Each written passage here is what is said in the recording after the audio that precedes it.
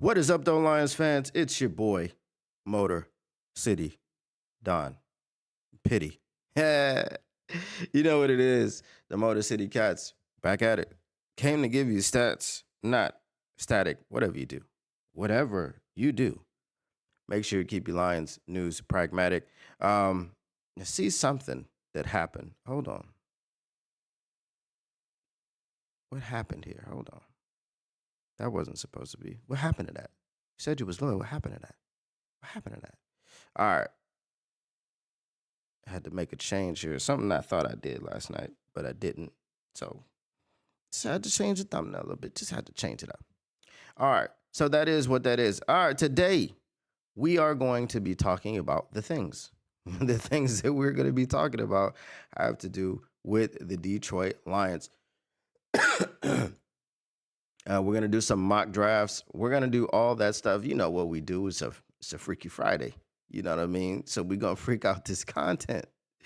So make sure you smash that like button. Make sure you share the stream. And make sure you subscribe. If you are in the chat and you want to talk and you see, hey, man, stuff's not going through. Why isn't it going through? It's not going through because I have subscribers only mode on. That's right. It is the race to 1,000. I was somewhere before. See, what had happened was I was somewhere before, right? I ran up the subscriber count and then I had to roll out.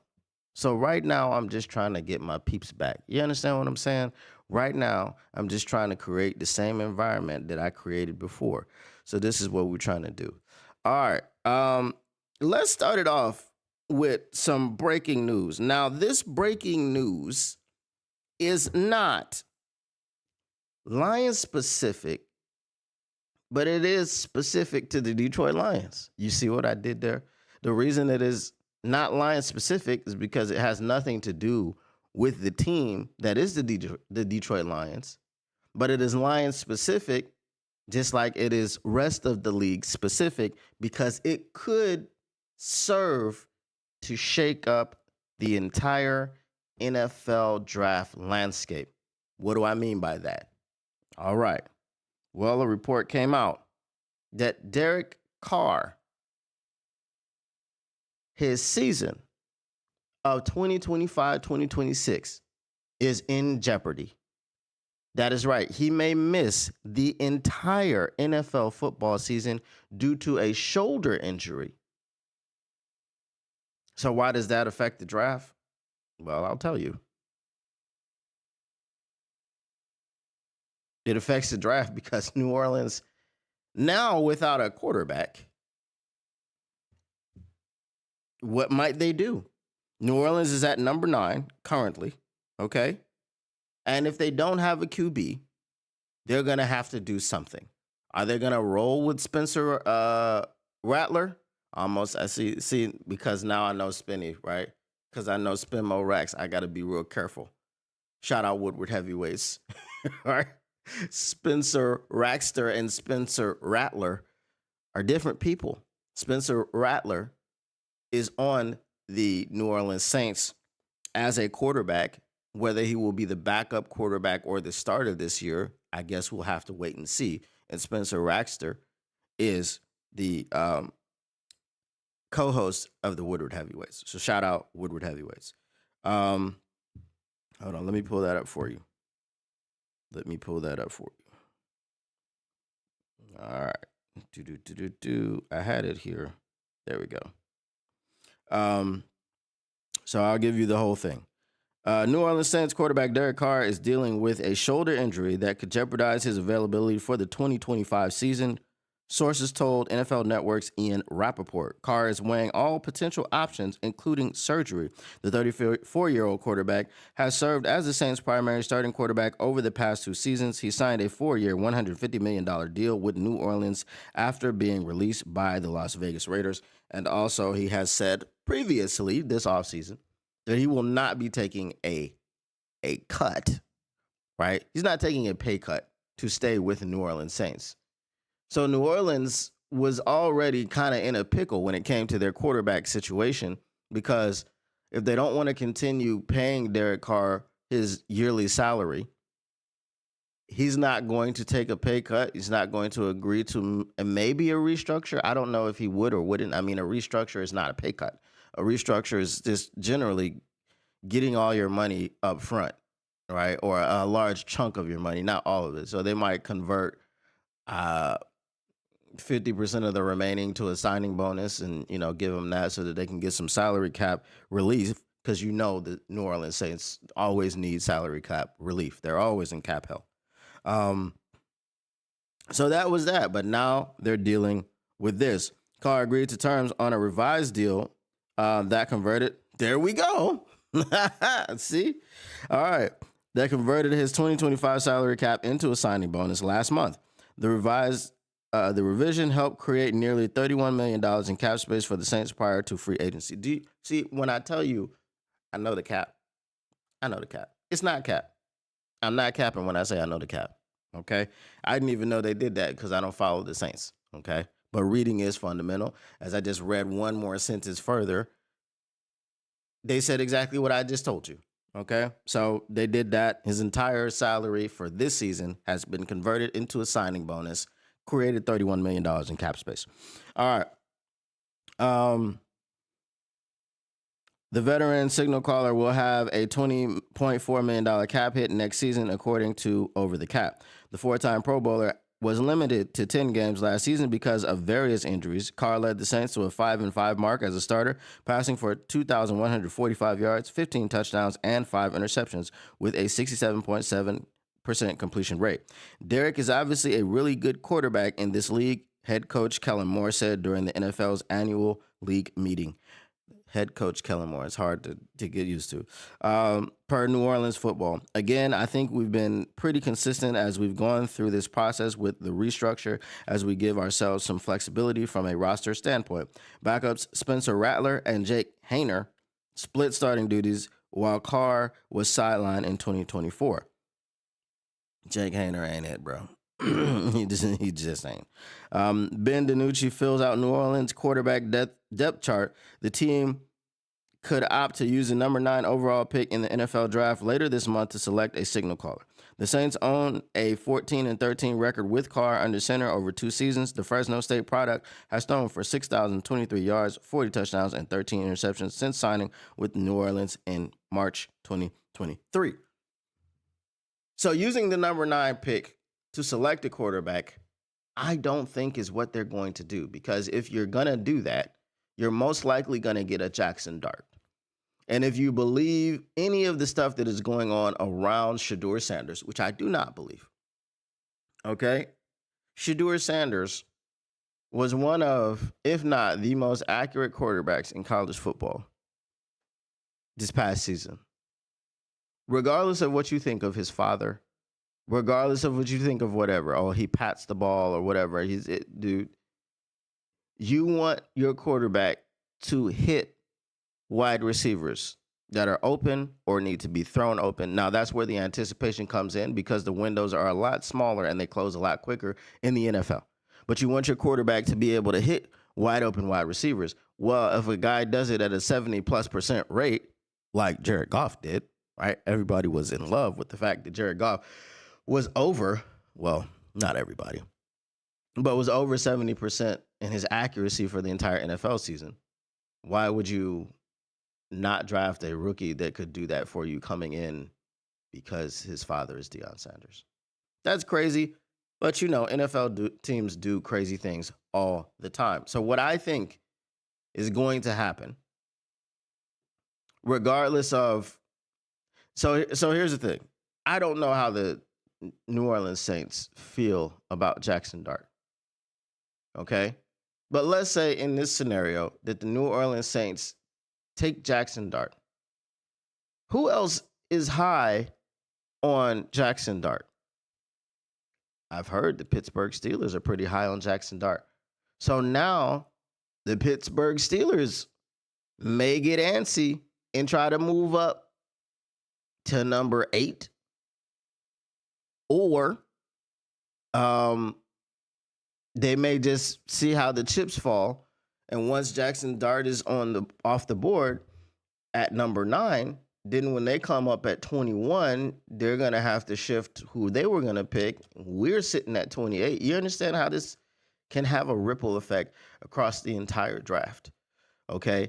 If one team goes up and gets a guy that someone else wanted, okay. Now let's say that the New Orleans Saints go ahead and say, you know what? The Tennessee Titans selected Cam Ward. The Cleveland Browns selected Abdul Carter.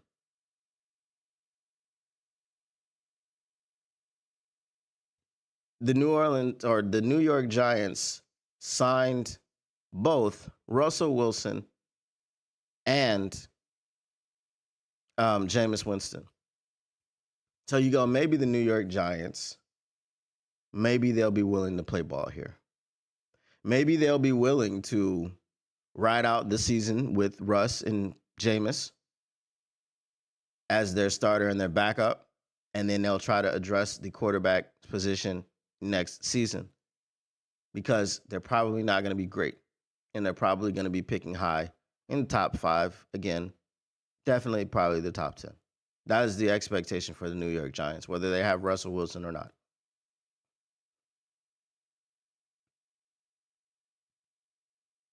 What if they do that?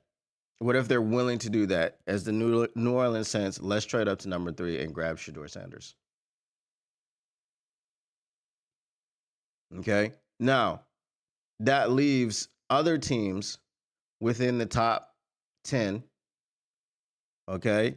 Regardless of what you think about Geno Smith, did you think that the Las Vegas Raiders were going to draft a quarterback at number 6?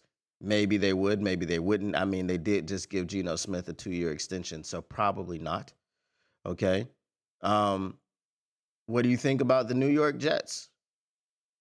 Correct me if I'm wrong. And this is something that I'm going to go through this today. Okay? I'm going to go through this today. Correct me if I'm wrong. The New York Jets need a quarterback. Who is their quarterback? I know who their quarterback is. I want to know if you guys know who that quarterback is. And I'm going to let that sit there because we got a mock draft to go over a little bit later. And we're going to talk about that. Okay? Who else is in the top? So number 8 is the Carolina Panthers. They don't need a quarterback. Number 9 was the New Orleans Saints, but now in this scenario, they're trading up to number 3. So then we've got who was number 4 originally?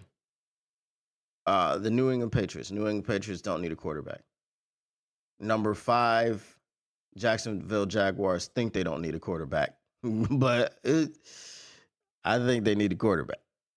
I don't think Trevor Lawrence is it. Never have thought Trevor Lawrence was it. Again, he has yet another season to prove me wrong. Remember after Jared Goff signed his contract and then the Jacksonville Jaguars doubled down on Trevor Lawrence and gave him that asinine contract? How'd that work out? Not well. Okay. So then in your number 6 spot, as I said before, you have the Las Vegas Raiders. Number 7, okay, we said the Jets. Number 8, Panthers. Okay. So it may not have a huge effect. Okay, again, just looking at the teams that are in the top 10. The Bears don't need a quarterback, or so they think. Unfortunately, I do believe that Caleb Williams has all the tools to be good. He just has to stay out of the nail salons in Chicago. What are we doing, bro? What are we doing? I don't even know. Just as a sidebar, y'all know I was heavily invested in the Chicago Bears podcast last season because I like to watch the misery. I'm going to tell you that I'm not going to watch Chicago Bears podcast this season because I don't want to hear them gooning over freaking Ben Johnson.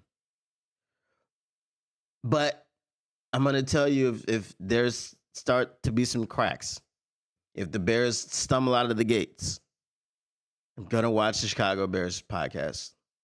I'm going to listen to them because the tears of the Chicago Bears and their fans are delicious.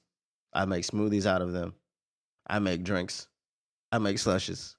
Okay. I do all this and I drink of their misery. So if they stumble out of the gates, okay, I forget who said it. It's Colin Coward said you're going to know within the first 4 games who Caleb Williams is and what you got in Chicago. And I hope in the first 4 games they're 0-4. I don't know what their first 4 games are going to be. Don't know what their schedule is. Don't know who their opponents are. It's just that my hope is that they are 0-4. Okay. And if they start out 0-4, I definitely want to go back to every week, week 1, week 2, week 3, week 4, and listen to that Bears podcast and just witness the crash out. Because if you haven't treated yourself to a Chicago Bears podcaster, creator, fan crash out, you're doing yourself a disservice. Okay? Like we saw the Minnesota Vikings creator crash out during that playoff game. Are you scared in the heart, Sam? If you scared, you shouldn't have showed up today. You shouldn't have come. All right. That was epic. Okay, I love that one. Okay. But yes, this Derek Carr news could have some very big implications in the NFL draft. Also, it could have very little implications if you believe that Shedeur Sanders was going to fall anyway, right? If you believe he's going to fall out of the top 10, which I don't see happening because there are teams. Okay, it's not just the Tennessee Titans with Mailman Levis. It's not, just the Cleveland Browns who have recently admitted that the Deshaun Watson situation was a mistake. Okay? Oh, rub and tug Deshaun. Okay? Oh, rub and tug Deshaun was a mistake. So regardless of what you think about Shedeur and his ability to go to a team, yeah, I don't think he's falling out of the top 10. All right, let me welcome everybody in the chat. What up, though? Jody Carruthers. Haven't seen you in a while. Nice to see you back. What up, though? Stain Vision says, so the cap doesn't exist. I've been trying to tell y'all. Okay, the thing about the cap is just money. Okay, so when you have a cash-rich owner, you can do what you want. You can do what you want to do in living color. If you know, you know. If you don't know, you don't know. You're too young. Okay? It's just about the cash that the owner has, because when you give out these big contracts with a lot of guaranteed money, you have to put the cash in escrow and don't touch it. So you've got to have a lot of money so that you can not be poor. Okay. And apparently the Detroit Lions are not rich when it comes to the owner having money. Sheila Ford Hamp is splitting, she's splitting the Ford fortune amongst the other children, right? It's not just her money, right? You can't just go, oh, William Clay Ford had like $50 billion, right? Even if he did and he died, all that money didn't go to Sheila. I think they had 4 children, or was it 3? 3 or 4. Anyway, so that's just the situation. If you wanna sign one of these big deals, it's not the cap that's going to stop you from doing it. It's, can you afford to put $100 million in escrow and you be good, right? Because that comes out of your money. You understand what I'm saying? So that's the cap situation. Let me see. My joint is way behind. What up, though? Tactical Sport. Detroit fan man says it's cool. We got Kyle Allen. It's sarcasm. What up, though? 313 Thug Living. All right. So, what do you guys? Let me know what you guys think about this situation that's going down with Derek Carr, and how you believe it may impact the Detroit Lions. You may have a perspective that I didn't even think of. And you may think that it doesn't affect the Detroit Lions at all. I think there's just a few kind of situations and circumstances where it would really affect the Detroit Lions. Okay, and that's just teams missing out on the guy that they wanted. You know, man, maybe someone reaches earth now that Shador is off the board because maybe the New Orleans Saints moved up to get him, and now somebody reaches for Jackson Dart because who else is even like thought of in the first round? There's no this is a bad draft for quarterbacks. You've got the top two. One of them is like you either love Cam Ward or you don't trust Cam Ward, and then you don't think most people don't think that Cam Ward is being selected after Shador Sanders, right? So he's not the consensus number one overall. He's not even the consensus number one quarterback, but I would say more prognosticators, more people believe that Cam Ward is going to go over Shador Sanders.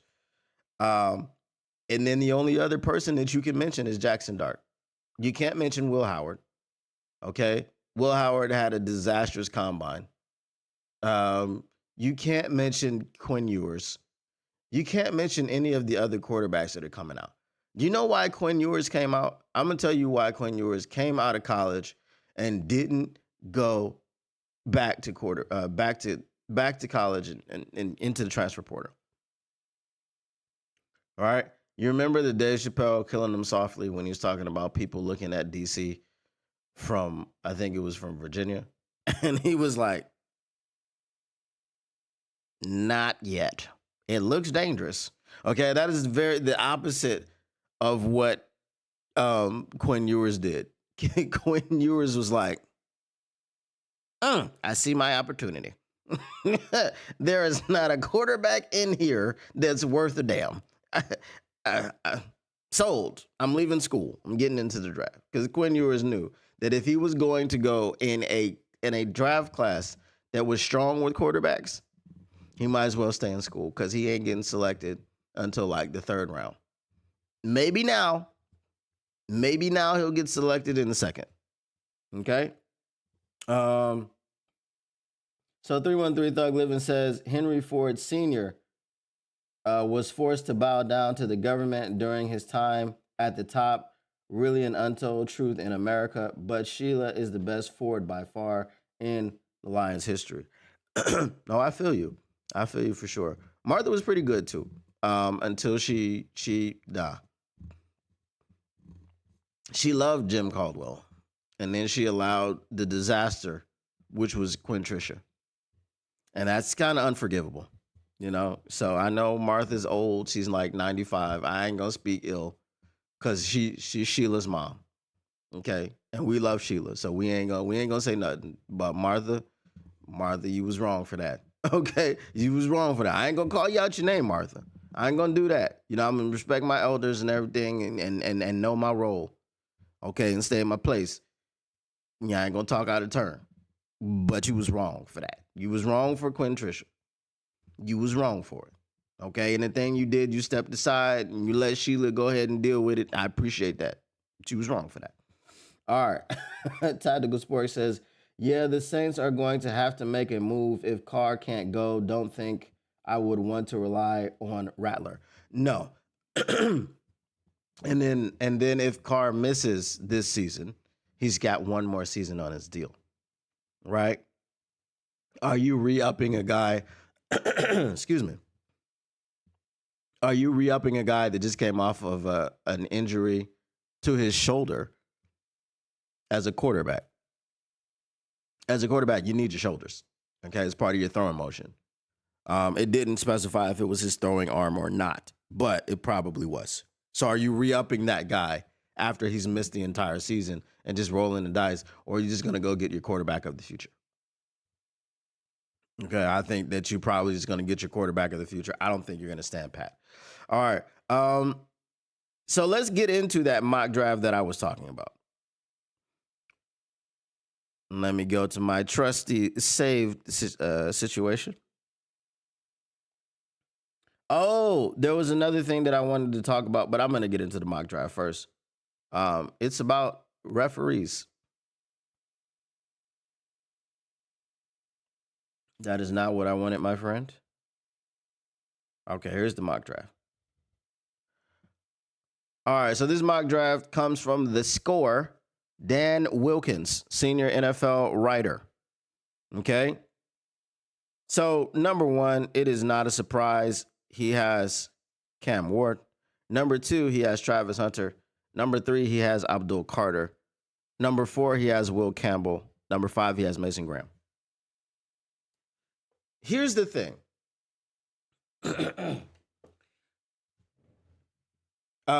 Dion says he's talked to the Cleveland Browns, and they're taking either Travis Hunter or Shedeur Sanders. I understand it's the Browns, and the Browns are going to Browns. I understand all of that.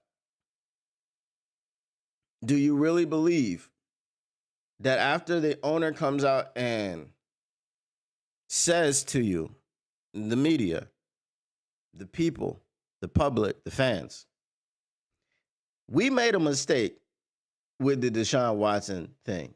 We really messed up, okay? Jimmy Haslam was like, you know you done effed up, right? You know we done effed up, right? See, you said 10 o'clock. Now you saying 11. You know we done effed up, right? If you know, you know. Use the hashtag. Hashtag if you know, you know. All right. If you don't know, it's okay. I mean, I don't begrudge you. You know, everybody can't know everything. But if you know, you know. So I just don't believe that Jimmy Haslam was being disingenuous when he tells you that we kind of screwed up on the on the Deshaun Watson thing, because you did. You screwed up royally. It was a really bad thing to do. So now that we've had this admission on wax, why would we now double down and pick Travis Hunter? Travis Hunter is a nice piece. Travis Hunter is going to make a team really, really good. But if he's a wide receiver and a cornerback, well, you just might as well play him at corner because you have no one to throw him the football. Kenny Pickett? Kenny Pickett. Do you expect me to believe that the Cleveland Browns are happy to roll out with Kenny Pickett? I know they're the Browns, and I know what I'm saying, okay? I know what I'm saying. It sounds ridiculous because I'm giving the Browns kind of not props, but I'm treating them as if they're a well-run organization, or not even well-run, just an organization that has sense, okay? And I don't call it common sense. Common sense is a misnomer because it's not common. So we just call it sense, okay? It's not common for people to have sense. So this is probably a reason why the Cleveland Browns would pass on Shedeur Sanders and let him fall, and not and then pick up Travis Hunter. What up though, Zach J? Okay, Brett says, what the F is going on with Amon Ra? Nothing is going on with Amon Ra. Amon Ra was on the Coldest Balls podcast the other day with Kevin Hart, and I think I talked about it before. 313 Thug Living says, just like Brad Holmes made a mistake with Goof. Sorry to down your boy, but it's the harsh reality of the truth. The Jared Goff success trumps your argument. Jared Goff has had success on this team. He has led us to two straight division championships, 2 straight playoff appearances. The first playoff appearance, we won 2.5 games. Okay? No one expected us to win. We won 2.5 games. The second one, yes, it was on him why we lost. Okay? But Deshaun Watson has been a very large nothing burger. He's been the definition of a nothing burger. Okay? And he's a very, very expensive nothing burger. Right? If someone had a nothing burger on the menu and you were like, how much is that? And it was like $230 million. Would you buy it? No, it's a nothing burger. Okay, it's, it ain't got no bread. It ain't got no meat. It definitely ain't got no lettuce or no tomatoes. It ain't got no onions. It ain't got no mayonnaise or ketchup or mustard or any sauce. It doesn't have anything. It's a nothing burger, and they paid $230 million for a nothing burger. Um, Canadian Press. I'm not reading that. Pause. Pause to you, ma'am. You know what I mean? The Browns are gonna brown. They probably gonna rely on Flacco. It's again, they did just reunite with Joe Flacco. I guess. I guess you could pass on Shador if you are the Browns for whatever reason. Okay. Um, I am not worried about the Bears. And you shouldn't be either. All right. Can we get off the menu? What the I love when websites don't work properly. It's awesome. It's an awesome thing. Anyway, so the Jaguars picked the Mason Graham.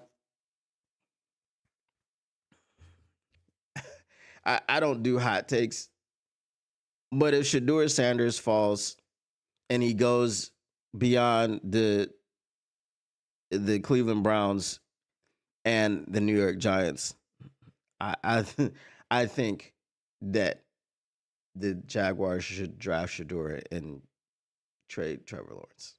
That's just Trevor Lawrence isn't that dude, bro. He has not been that dude in Jacksonville at all.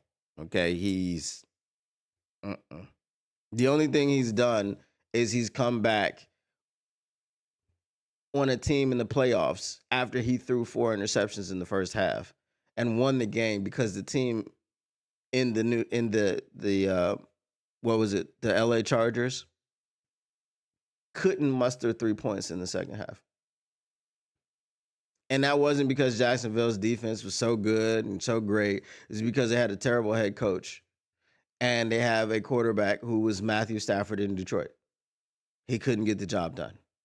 That's the only success that you've had, Trevor Lawrence. You had to have everything given to you for you to be able to do anything. After you put your team in a tremendous hole that you should not have been able to dig out of. It just doesn't happen. You don't throw 4 interceptions in a playoff game in the first half or throughout the game, but it's definitely not the first half, and go down 28-0 when they went into halftime? It doesn't happen. Okay? All right? Just like when Jared Goff threw 5 interceptions versus the Houston Texans and we won that game. It doesn't happen. It was like the third time in NFL history that something like that has happened. 100 plus years of NFL history, that's only happened 3 times. Okay? So it doesn't happen. So I personally would move on from Trevor Lawrence if given the opportunity. And this mock draft says that you have the opportunity. 1, 2, 3, 4 have not selected Shador Sanders. Number 5, you select Mason Graham. It's going to bolster your defense. It's obviously a great pick. However, your defensive line, you still got Trevor Lawrence behind center or under center. All right. Number 6, the Las Vegas Raiders choose Will Johnson, cornerback, Michigan. Number 7, the Jets choose Armand Mimbo, offensive tackle, out of Missouri. Guys, did you answer my question? Because now it's time for us to come back to this. Did you answer my question about the Jets quarterback? I know who the Jets quarterback is. His initials are JF. Okay, so don't think I'm just stalling for time and I don't know the answer. No, I know the answer. Okay? When he was asked about the Jets selecting the quarterback, he said, I'm not interested in rhetorical questions. I think he meant hypothetical, but he said rhetorical. All right? I'm not saying nothing about the boy and his brain. I'm not doing that. I'm just saying it's possible that he made a mistake.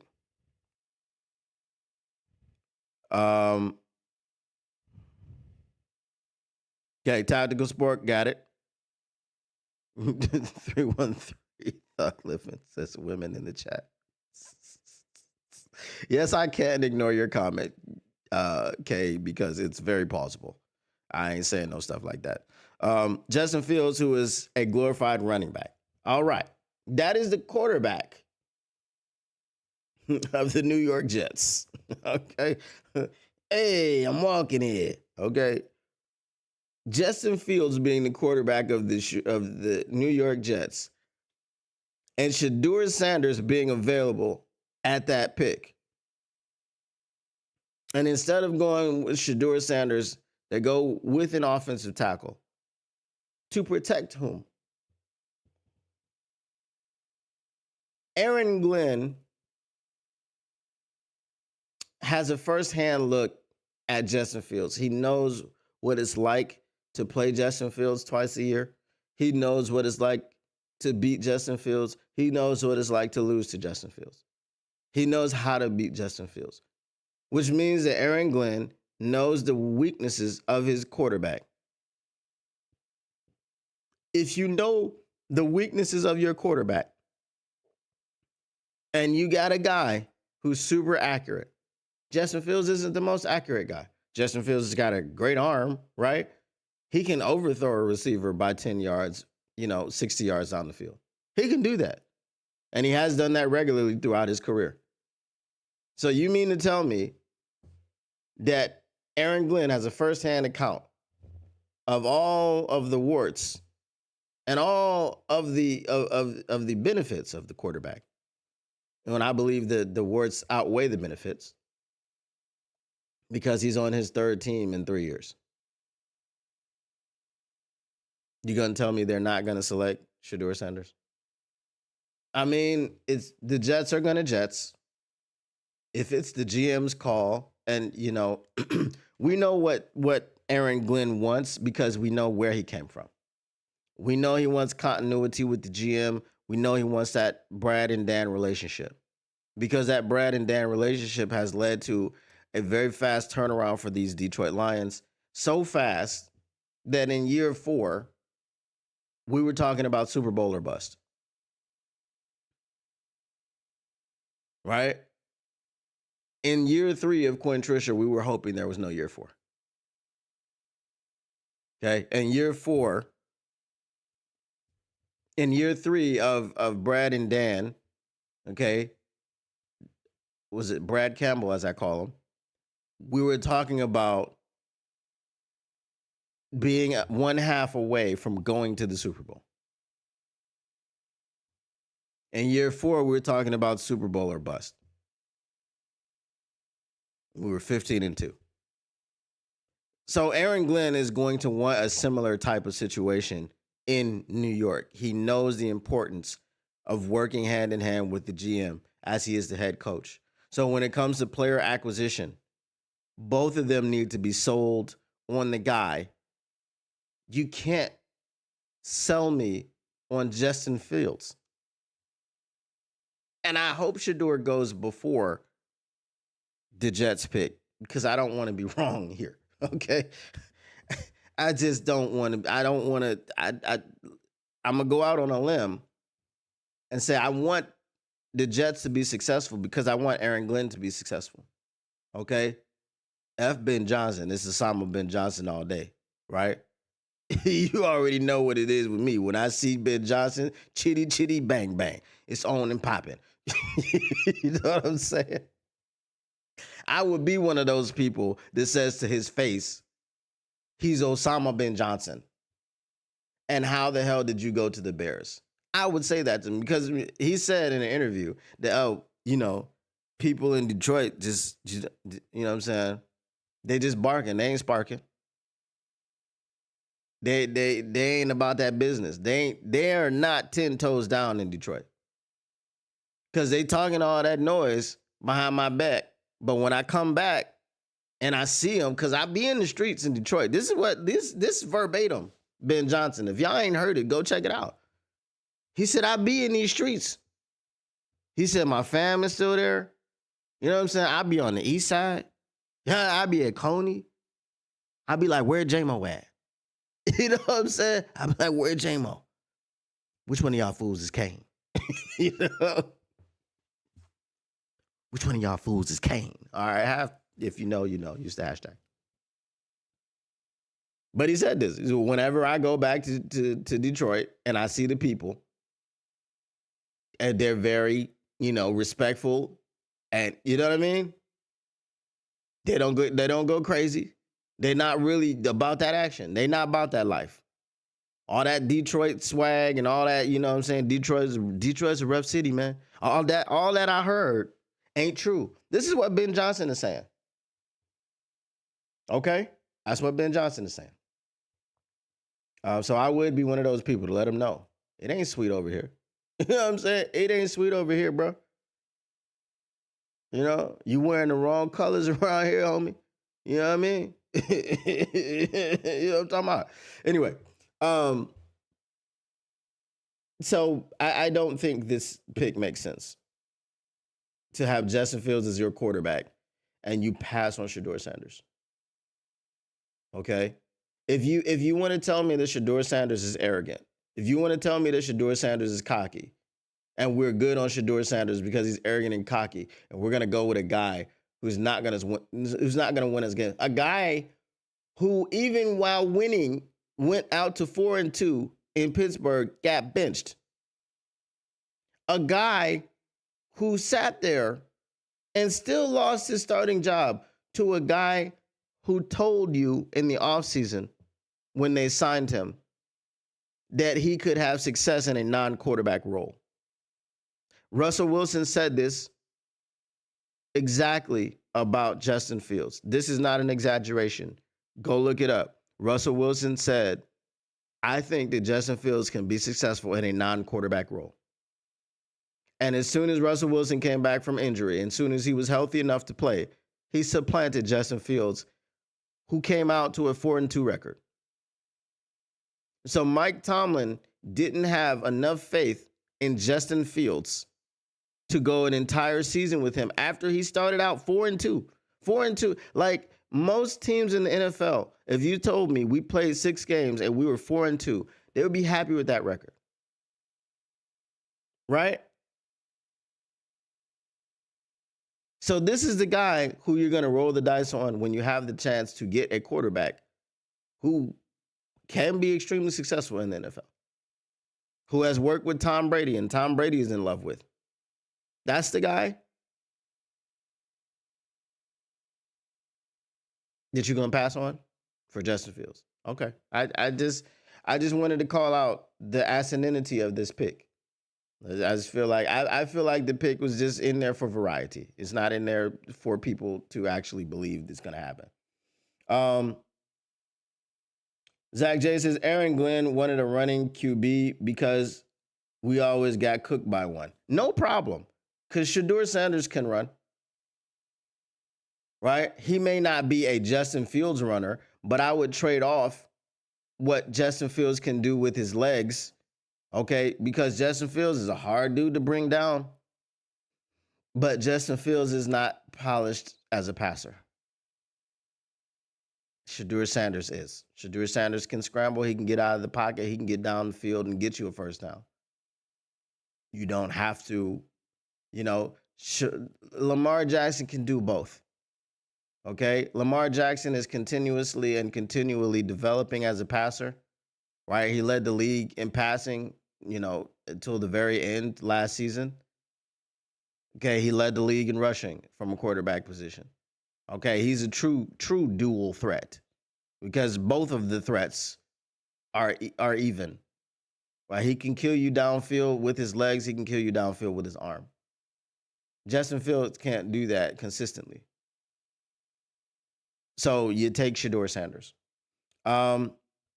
Tactical says, I knew we was in trouble with Quinn when we traded Slay. Yeah, that wasn't great. You traded Darius Slay. You was telling Darius Slay to get the man's, testicles and genitalia out your mouth. That wasn't great.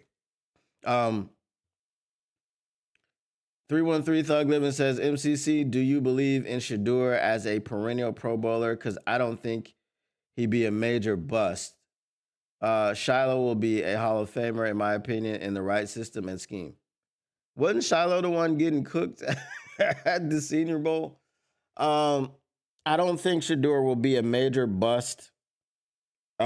Someone apparently it was an NFL executive that said that he's a fringe starter.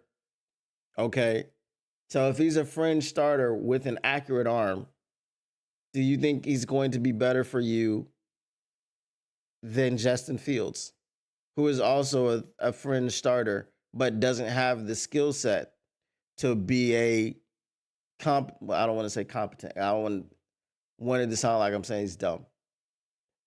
He doesn't have the skill set to be a consistent NFL quarterback. Right?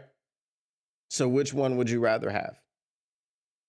If you're choosing the lesser of the two evils, I think it would be Shador Sanders. Whether you believe that he's going to be a perennial Hall of Famer, whether you believe he's going to be an All-Pro, right? And then if he's a fringe starter when he comes in and he has that accuracy and he has the tool set, then he can have a career resurgence like a Baker Mayfield, right?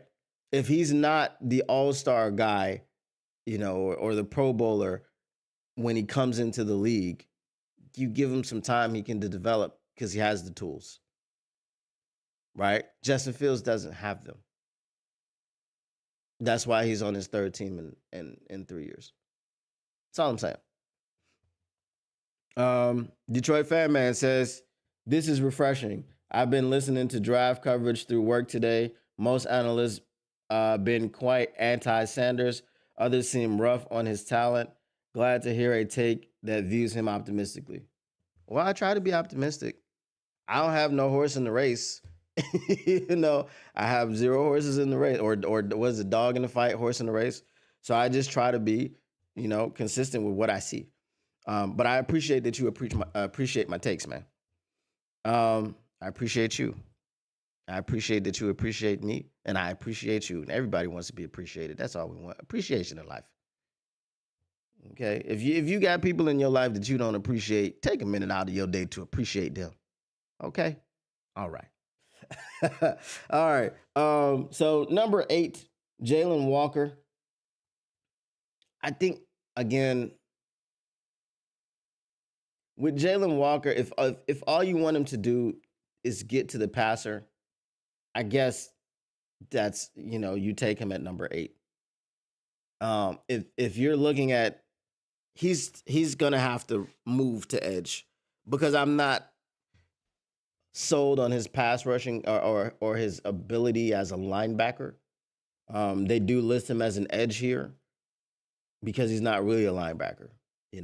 He gets to the quarterback. He gets to the quarterback well. And in today's NFL, you value that, right? And he's got Derek Brown on the line with him. He's got some other people. So I think that would be pretty formidable. So yeah, I don't disagree with him at number 8. Number 9, New Orleans Saints select Shador Sanders. Okay? That we just talked about that. So if you believe he's going to fall out of the top, not all the way out of the top 10 because they stopped his tumble at number 6 or number 9. But if you're believing that everybody that needs a quarterback up to this point is going to pass on him, then the New Orleans Saints can sit tight and take him at number 9.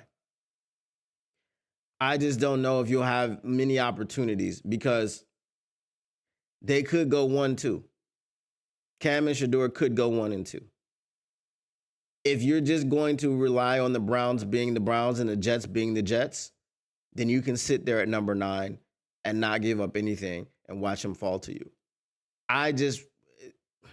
In a quarterback situation, I don't know that I would have that much patience. And I don't know if I would just go track record by going, the Browns are going to Browns. Jets are going to Jets. He'll be there at number 9. Unless you've heard some things, right? Because the GMs hear things, they talk.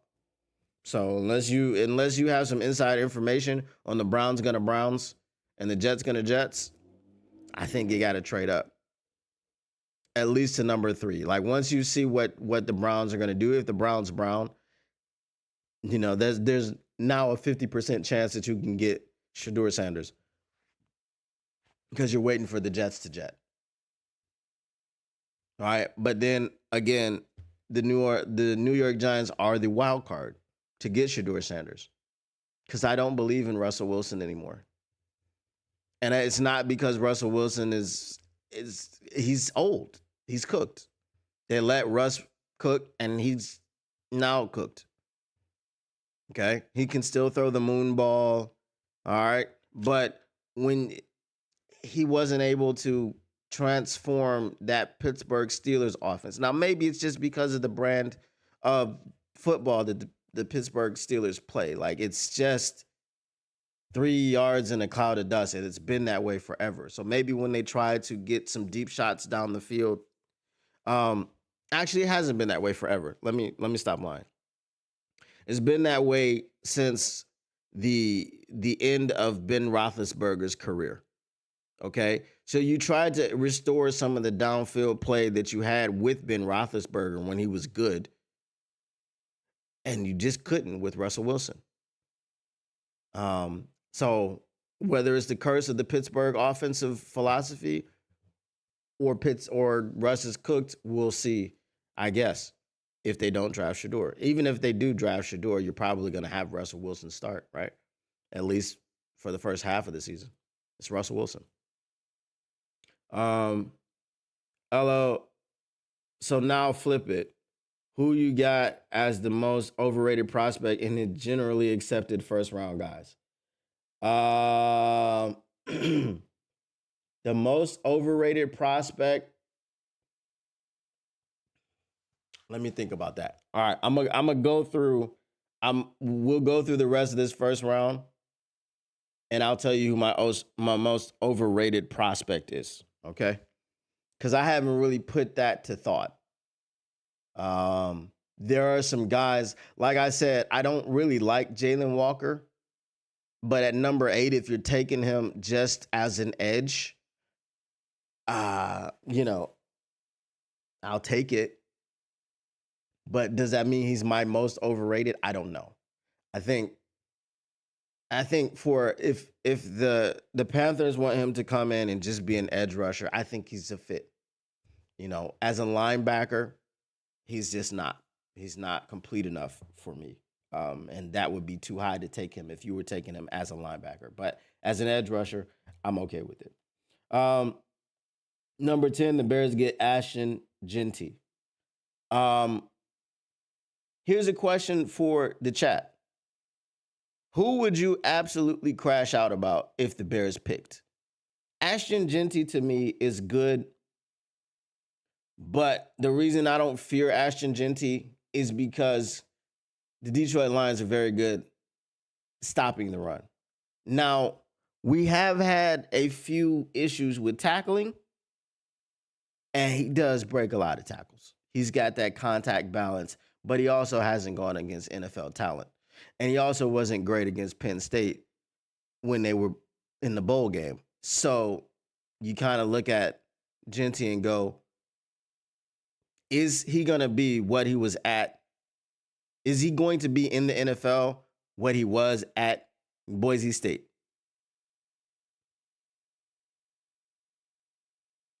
To me, he might be one of those guys that's in danger of being overrated. To me, because we saw the talent he was playing against. Yes, he has the physical tools. Yes, he's jacked. Yes, he's got that contact balance. I got it. But what did you do when you came up to the big stage? We looked at his stats, right? They weren't super impressive when he came up against big competition. And the biggest competition that they had was against Penn State. And they lost.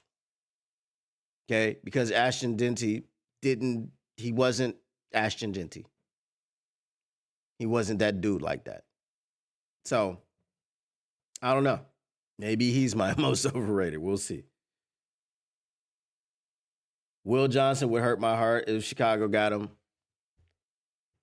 Yeah, that would be tough. Yeah, Jalen Johnson on one side and Will Johnson on the other. Whew. Wow, the Raiders draft him because I don't want to see that. That would be pretty bad. I think any of the defensive ends, like to pair with Montez Sweat, I'd crash out. I wouldn't like that. I wouldn't like that because that's going to be tough. That's going to be tough to throw against and even run against. All right. The San Francisco 49ers at number 11 take Kelvin Banks Jr. Number 12, I just can't say this dude's name. It's T-Mac. Okay? It's T-Mac. I don't know. My thing about T-Mac is he's another one of those guys that admitted publicly. Now, maybe he didn't know he was being filmed. Maybe he just thought he was having lunch. Okay? But just being out there talking about, I don't watch film, I don't watch football. To say this out of your mouth before you get drafted is wild to me. Because teams generally want people that love football. Right? Now, let's say you wanted to go to a winner, like the Detroit Lions. When you come out and say you don't love football, you're not going there. And there's a lot of teams that win that want players that love football. Because when you got players that love football and they eat, breathe, and sleep the game and they're hungry, they win. When you got players that sit up there and say, I don't watch film, I don't even like to watch my own film, I don't watch film by myself, blah, blah, blah, blah. Remember when Kyler Murray said these things? Okay. Kyler Murray is a decent quarterback, but everybody agrees that if he would really, really dedicate himself to the game, he'd be much better. Okay. Kyler Murray is kind of just working on his own, physical tools and attributes. See what I'm saying? Detroit Fan Man says, if the Bears traded up to 2 for Carter, it would be interesting. Oh, if they traded up and got Abdul Carter, bro, then I'd be worried about the Bears. I told Kay I ain't impressed. I'm not worried about the Bears, and she shouldn't be either. If they traded up and got Abdul Carter, yeah. And I mean, they have picks. They have them, right? So yeah, that would be interesting. Number 13, Jahdae Barron, cornerback.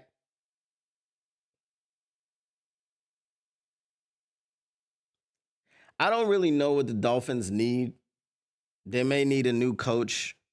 They need a new quarterback. Here's what you do. Here's what you watch for.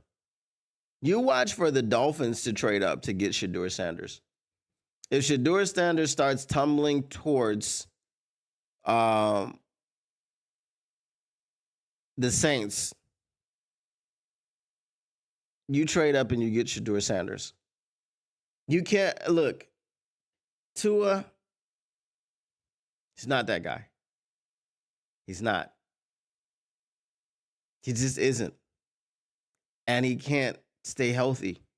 And he doesn't know how to protect himself. Like, he comes back from a major concussion and where he missed, 6 weeks? And the first thing he does is he throws a pick and he dives head first at the guy to try to make the tackle. Like, every time you get hit, bro, you seize up. Like, you're knocked out on the field. You know what I'm saying? You crip walk into the ground. Stop it. Retire. So since you can't rely on the health of Tua, I think that's what you do. You trade up and you grab Shedeur if he falls. Right? You also, again, if you stay at 13, you could draft Jackson Dart. At some point, you need to get someone to replace Tua. Because you just like Marcus Davenport, you can count on him missing a lot of time due to injury. So 313 Thug Living is laughing. I don't. I hope you're laughing because you agree, or But I don't believe in Tua. I don't. Um, the Colts at 14, of course, take Tyler Warren. I think every mock draft has the Colts taking Tyler Warren. Um, the Colts might want to trade up for Shedeur Sanders. Anthony Richardson is not it. He's not it. Oh, is it Crip Walking? Oh, yeah. I mean, he got the he got the he got all that going on when he goes to the ground. So, uh, yeah. Let's see. Um, Let me pop this chat back up. So we've got Tyler Warren being selected by the Colts. Michael Williams being selected by the Atlanta Falcons. It's interesting that we see this because you generally in that spot see Mike Green go. Okay? You generally see Mike Green go in that spot.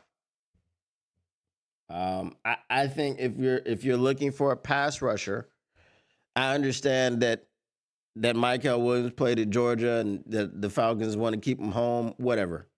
If you're looking for a pass rusher, it's Mike Green.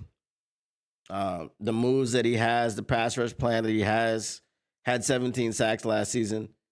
Okay, and it wasn't just because he was playing. See, this is what's different between him and Ashton Jeanty. When they came up and played Ohio No State, he was getting to the quarterback, right? And Ohio No State's got Donovan Jackson, and they've got I can't remember the other dude's name offhand right now, but they've got NFL tackles and NFL guards. And Mike Green was giving them work. So, Michael Williams, he's good. And I would love for the Detroit Lions to be able to draft him because he's got that potential. He's a little bit raw. He needs development. I think Mike Green needs less development. So for Atlanta to pass on Mike Green here and take Michael Williams, I think is a bit silly. I wouldn't advise that. All right, number 13 or 16, Matthew Golden.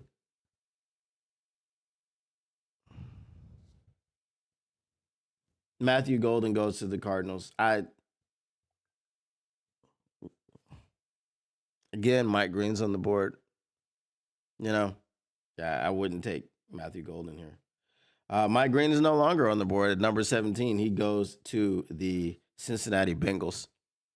At number 18, Gray Zabel goes to the Seattle Seahawks. At number 19, and this one hurts. This one hurts because it pisses me off. Brad, what are you doing? How did you let this happen, Brad? You guys should trade up so this doesn't happen. Jihad Campbell goes to the Tampa Bay Buccaneers. Now, the funny thing, not funny, but I was listening to Dave Burkett on, I think it was E&E yesterday. That's when I was listening to it. He wasn't on there yesterday, I don't believe, but I was listening to it yesterday. And he was talking about, I guess he wrote a piece about the injured players because Brad Holmes drafts injured players, like people that have high upside, but they slide down the board because they're injured, like Jameson Williams, so on and so forth. Jihad Campbell, and I said this before I even heard about the article or whatever. Jihad Campbell, he's recovering from labrum surgery. I don't know if he's going to be ready at the beginning of the season. And when I saw that, I was like, Brad Campbell. I was like, Jihad Campbell, you are a Detroit Lion. So keep an eye on that because of his injury. Number 20, the Denver Broncos take Omarion Hampton. Number 21, Jalen Milroe goes to the Pittsburgh Steelers. That's another thing that I didn't talk about, right? You got Jalen Milroe. I completely forgot about him, but he's not widely viewed as a first-round quarterback. You just got rid of Justin Fields and you draft Jalen Milroe.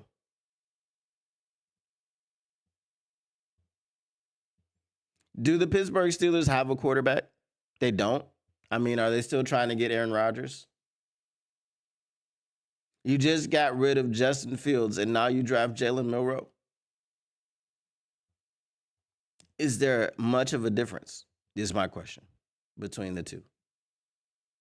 I'm not trying to put everybody in the box, but is there much of a difference? I think Jalen Milroe, like before I think he was playing tight end at Alabama before he switched and became a quarterback.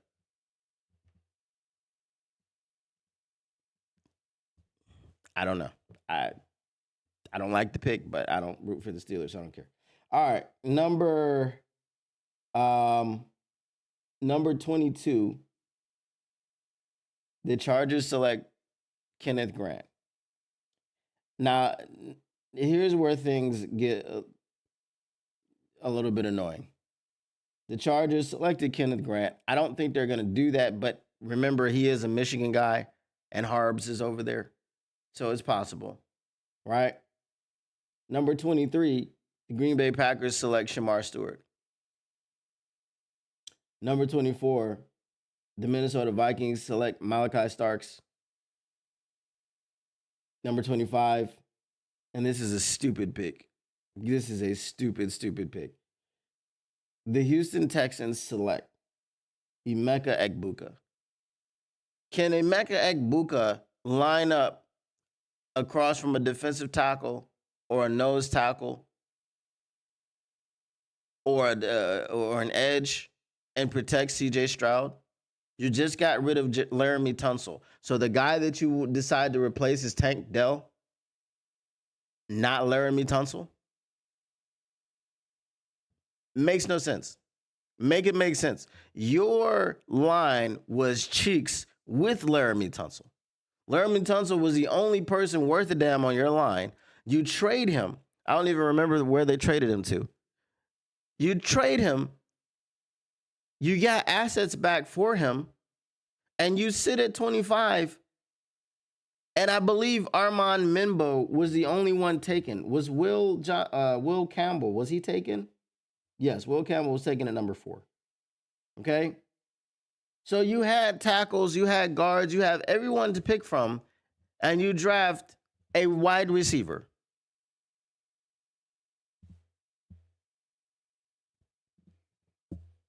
I don't know, bro. You just sometimes, so you're a senior NFL writer. I guess you just want to be hot takey. Why would the Houston Texans? If I'm the Houston Texans, I'm taking whatever I got from Laramie Tunsil, and I'm packaging my first round pick, and I'm packaging a second round pick. And we've seen the Houston Texans do, like they drafted CJ Stroud and why do I always forget his name? Will Anderson, back to back. They drafted CJ Stroud number 2 and traded right back to number 3 and grabbed Will Anderson. They need offensive line help. Why would you draft Emeka Egbuka at number 25? You sit there and wait and draft him. For what purpose? I think Tank Dell's career might be over. Yes. Is it? Tank Dell was drafted in the 3rd round. Is it that important to replace Tank Dell that you would forego an offensive lineman? You know, Donovan Jackson is there. Again, the other guy who I can't think of his name, but he's there. Like Gray Zabel just went 7 picks before. I don't get it. I don't get it. Tactical Sports says Milroe is Fields 2.0. I feel you.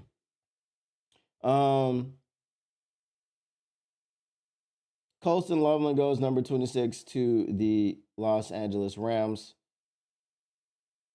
Number 27, the pick right before the Detroit Lions. Tyler Booker was there at number 25. Just to name a few. The pick before the Detroit Lions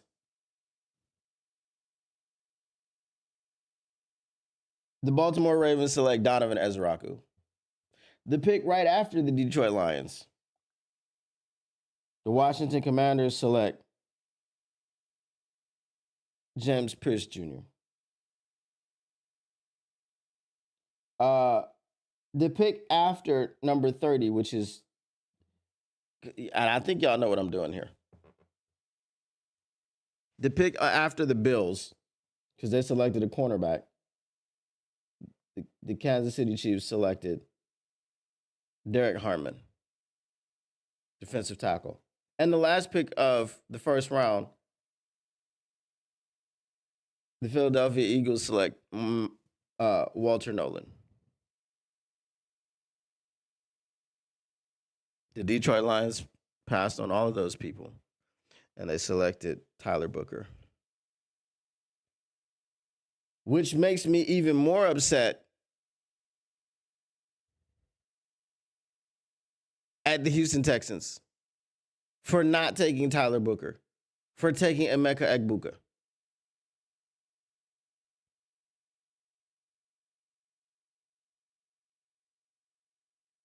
Clayton Jr. I don't even know who is Clayton Jr., bro. Bro, I am so not, hey, the Pistons are back. I've been off the NBA for so long. When this little bum dude retires, then I might get some interest in it again. I mean, all of these people, James Pierce, I understand.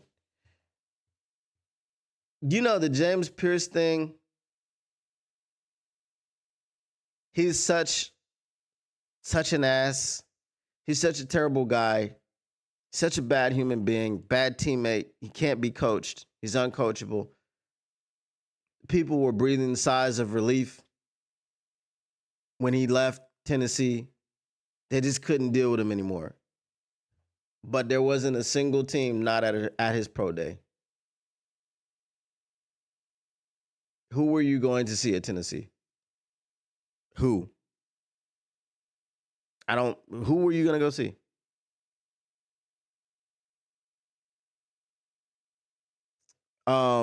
What's his teammate's name? Omar Newman Lott, something like that. You weren't going to see him. You weren't, because he's not going in the first round. Not all 32. All 32 teams were going to see a second, third round prospect. All 32 of them.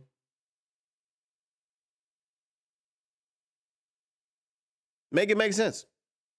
Make it make sense. But I don't enjoy this Tyler Booker pick when all of these other edge rushers and defensive tackles went off the board, either right before the Lions pick or right after the Lions pick. Like, how do you not get one of Derek Harmon or Walter Nolan if they're still on the board? Right? How do you see Shamar Stewart falling and you let him go 5 picks before you to the Green Bay Packers? And you sit there at number 28 and you take Tyler Booker.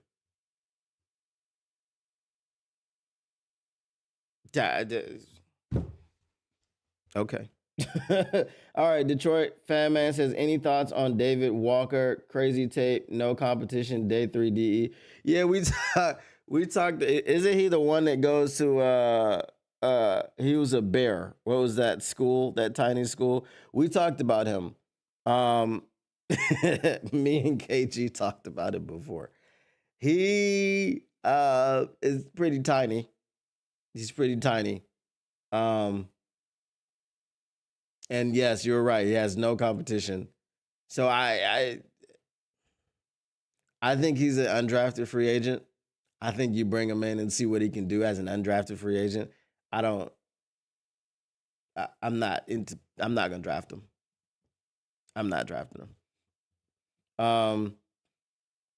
Tactical Spork says, I haven't watched the NBA since the NBA became about who can build a super team. Yeah, and that's LeBum's fault. Goes to the Boys and Girls Club in Miami, talking about he's going to take his talents to Miami. I think it was in Miami, or maybe it was in Cleveland. I think it was Cleveland. Central Northeastern Arkansas Tech A&T.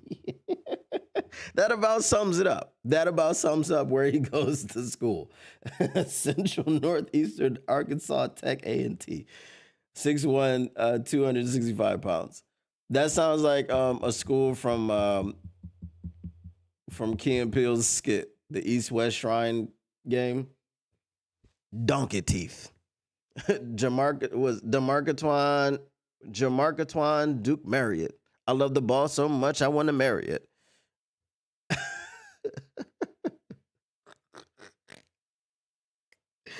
Lamarcatron Duke Marriott, bro. That is the greatest name ever. Lamarcatron Duke Marriott. Yeah, I'm not drafting him. He's definitely gonna have to. So, what did you guys think about this draft? You got Shamar Stewart going at number 23. You got Donovan Ezeraku going at number 27. You got James Pierce Jr. going at 29. You got Derek Harmon going at number 31. You got Walter Nolan going at number 32. And the Detroit Lions grabbed Tyler Booker at number 28. What would be your reaction if this happened? And this is gonna be the last thing because I gotta do some graphic design work before I get to my actual job. So what would y'all think? Like if this is how it played out, Shamar Stewart number 3 to the 23 to the Green Bay Packers, Donovan Ezeraku 27 to the Baltimore Ravens, Tyler Booker 28 to the Detroit Lions, James Pierce 29 to the Washington Commanders, Derek Harmon 31 to the Detroit Lions, who I believe they had a top 30 visit with today. So Derek Harmon 31 to the Kansas City Chiefs, and Walter Nolan 32 to the Eagles. Now, Walter Nolan to the Eagles really doesn't make sense unless you're just replacing, what's his name, Milton Williams, right? So I guess they just lost Milton Williams in free agency. They probably got a third round compensatory pick because he did sign a massive deal with the New England Patriots. So I guess it makes sense. Walter Nolan plays the same position, right? So now you've got freaking Jordan Davis, Jalen Carter, and Walter Nolan. It's not fair. So what do y'all think? If that was the scenario, would you crash out?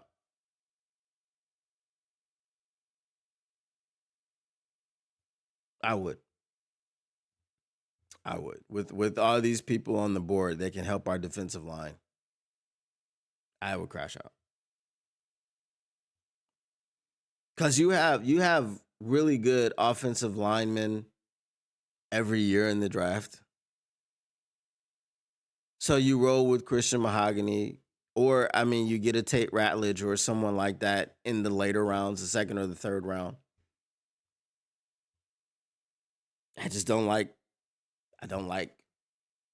I want to address the edge, of course, in the first round. I want to address the edge, whether it be pick number 28 or whether it may be pick number 18.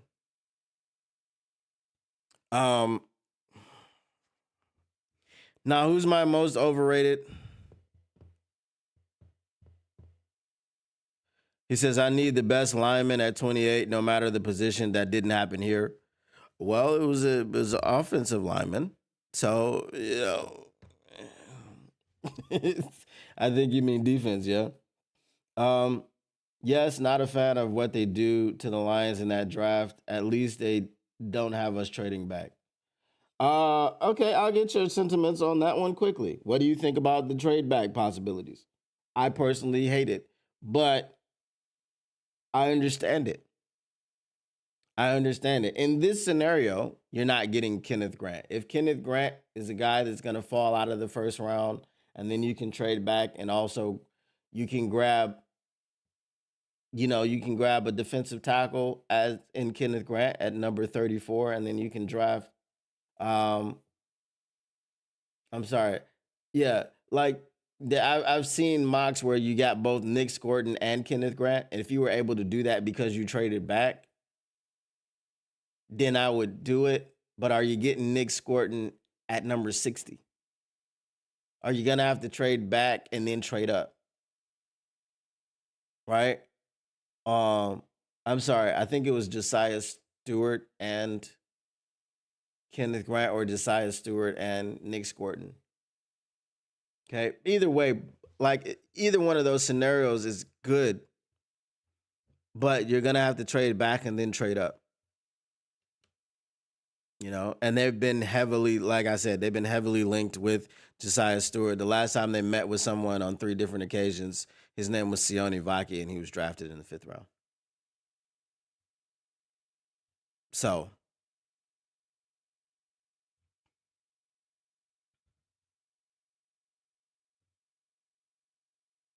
yeah, but Brad has set the precedent to draft his guys no matter where they fall in the draft.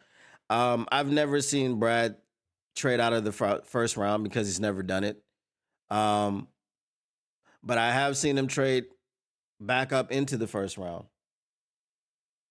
Um,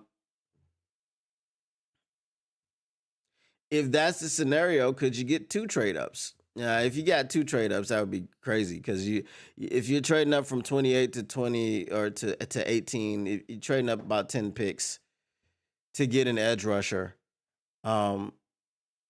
Would you be trading back into the first round to grab a defensive tackle? And then what does the rest of your draft look like? And then what does next year's draft look like? You know what I mean? Or are you trading up in the second round? Like somebody falls out of the first round and you trade up to pick 34 to grab the Browns pick in the second round. What do you do there? You know what I'm saying? If you're trading up in the second round, I mean, I don't think I'd be opposed because I think you're going to be giving up. You're swapping the pick in the second round and you're giving up a third, maybe a fourth to trade up in the second round. So, but it is a really far trade up, right? From 60 to 34 is very far. So you might have to give up a lot more than what I would like to give up in the second round. But I don't know how the trade grades would go. No, I mean if he wants Stewart, he will draft him 28th, even if he's supposed to fall to the second. Like Shamar Stewart or Josiah Stewart? Josiah Stewart, you're saying, yeah.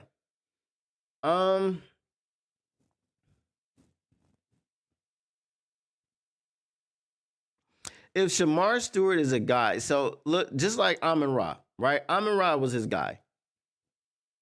But he knew he wasn't gonna get picked, so he let him fall to the 4th. So I don't think that he would Josiah Stewart, if you can get him, let's say middle of the second round. I think you grab someone at 28 and then you trade up to the middle of the second round to grab Josiah Stewart. You know what I'm saying? I think that would be too much of a reach to draft Josiah Stewart, who is not considered a first round guy by anyone. Okay? That would be a large reach. And I think Josiah Stewart is a good player. He's a dog, but if you're getting him in the first round, and you got like a Donovan Ezeraku, who's a tad bit bigger than Josiah Stewart, and he's not going right. But again, his stuff is wild. I've seen him all the way from number 10 overall to the second round. So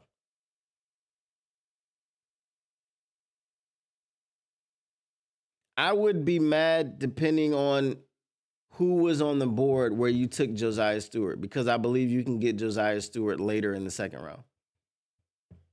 That's what I'm saying. I think if Josiah Stewart is your guy and you have he's not a first round, you don't have a first round grade on him, because I don't think they do.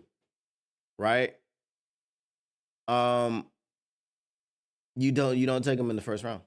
I'd be more comfortable taking whoever is there at 28. If you're sitting there at 28, I'd be more comfortable with you doing that and then trading up in the second round to maybe pick 45, between pick 45 and 50, and getting Josiah Stewart. That's what I would like to see happen. Jack Campbell wasn't considered a first rounder either. But he was their second first round pick.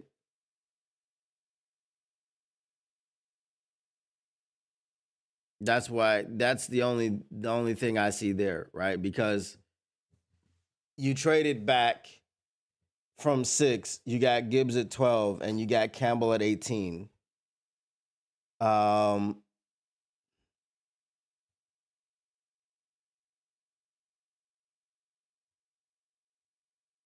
Because you needed that linebacker and you didn't think you were going to be able to get him in the second round where you were picking.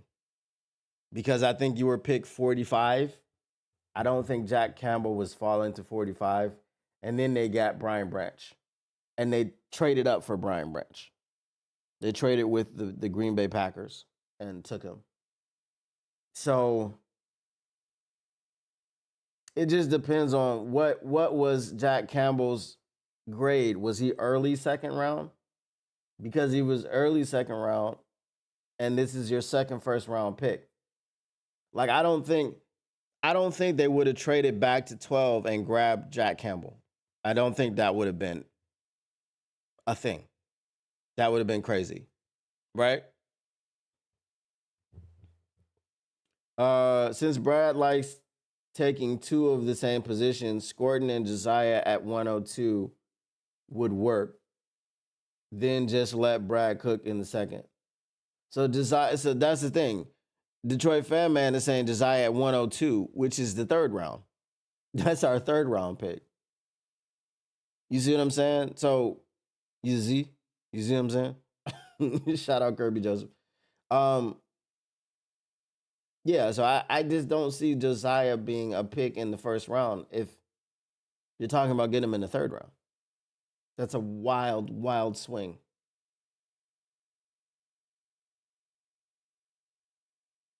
Stewart isn't going to make it through the second round. I don't think he will, but I'm just saying with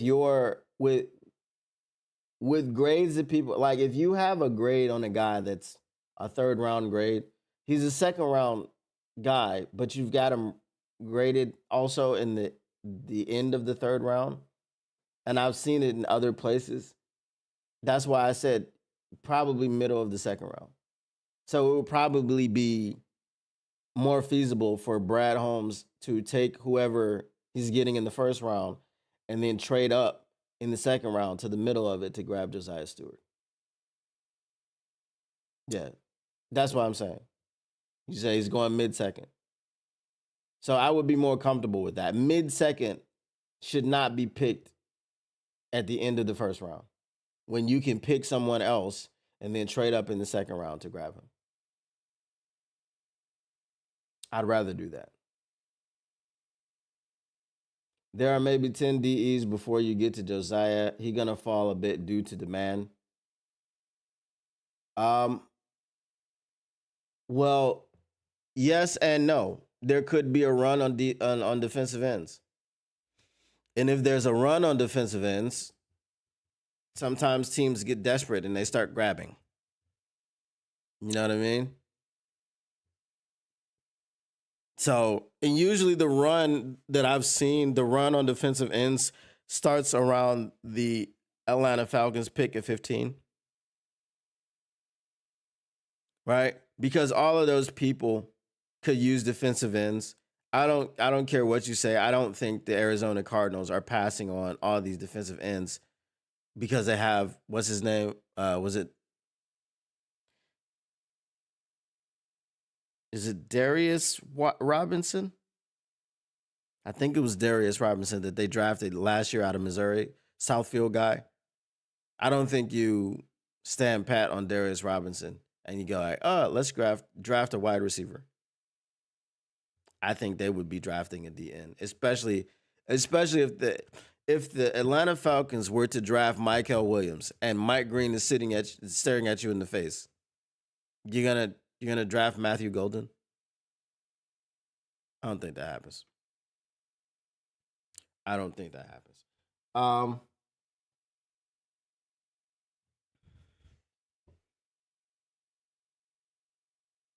so yeah, like I said, my thought process would be just Brad is gonna grab someone in the first round.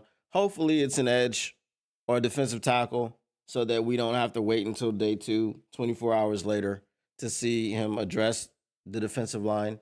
I just want him to address it. I don't even at this point, if it's a defensive tackle, I don't care. If it's Derek Harmon, if it's Walter Nolan, if it's I don't care. Just show me a commitment to the defensive line. That's all. Aleem's not gonna be there. You can't tell me that you're just all right. We're gonna roll into the season with Roy Lopez. Like Roy Lopez is a dog. Roy Lopez is a good player, but who else you got? You're not gonna have Aleem for the first 4 to 6 weeks. He's starting the season on the pup for sure.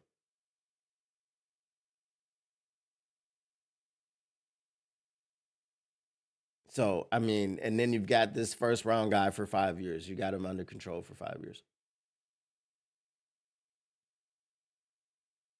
So whatever happens with DJ Reader, if he gets extended and comes back a year or two more, if not, you've got this first round guy, Walter Nolan, Derek Harmon. You've got him under control for 5 years, and he's able to play alongside Aleem McNeil for however many years.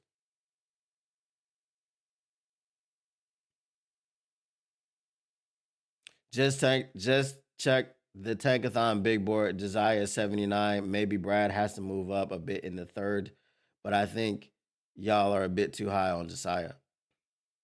Look at the end of the day, I'm just going off of what Brad has said out of his mouth. I will get someone even if they aren't graded in the round. He grabs them. Yeah, I get that, but I think the Josiah thing is too high. You know what I'm saying? If you're looking at what up though, Belinda Brown? If you're looking at like the Tankathon big board and Josiah's pick number 79, you know, um, now who's to say that the Tankathon big board is accurate based off of um NFL GMs and what they think about Josiah Stewart? But I look, if you're putting him in the third round, grabbing him in the first, it's gonna be crazy. You know what I mean? Like it's gonna be crazy. And I don't think Tankathon is that far off. You know what I'm saying? To have someone graded in the third round and then you select him in the first. The rush is not there for Josiah Stewart, I don't think. As the 15th ranked DE, right. So if he's the 15th ranked DE, I just have a hard time believing that Brad Holmes is going to grab him in the first round. Like I said, the last guy that they met with 3 times virtually, at the combine, at the pro days, was Sione Vaki. He went in the 5th. Now, that doesn't mean that Josiah Stewart is going in the 5th, but to go in the first, I think is wild. However, he isn't going in the third. But if even if he's going mid-second, so if he's going, let's say 15 to 17, pick 15 to 17 in the second round, it's too much to draft him in the first. That's too much because we can just go up and get him. That would be negligent for Brad Holmes to do. Right? As Spinny says, malfeasance. Don't worry, I haven't forgotten. Y'all asked me to get Spinny on the show, and I got to reach out to him and ask him to come on sometime before the draft. Yeah. Yesterday I had some hiccups, um, so I wasn't able to get to that app, but hopefully I'll get to it today. And over the weekend I'll have something to show you guys on Monday. Hopefully, that's the plan.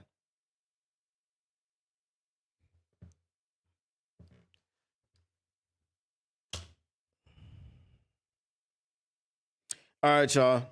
I gotta go ahead and get out of here. Like I said, I got some graphic design work that I need to do. Um, because I gotta get it kind of done within the next hour. So appreciate you guys once again. Motor City Cats, we back at it. Came to give you stats, not none of that static. Whatever you do, make sure you keep your Lions news pragmatic. And I appreciate everyone for coming through, everyone for stopping by, having a drink in the conversation. Anyway, I kill me. But be on the lookout for that app, and then we'll try to test it out. Hopefully next week. All right. Once again, we are out of here. Peace.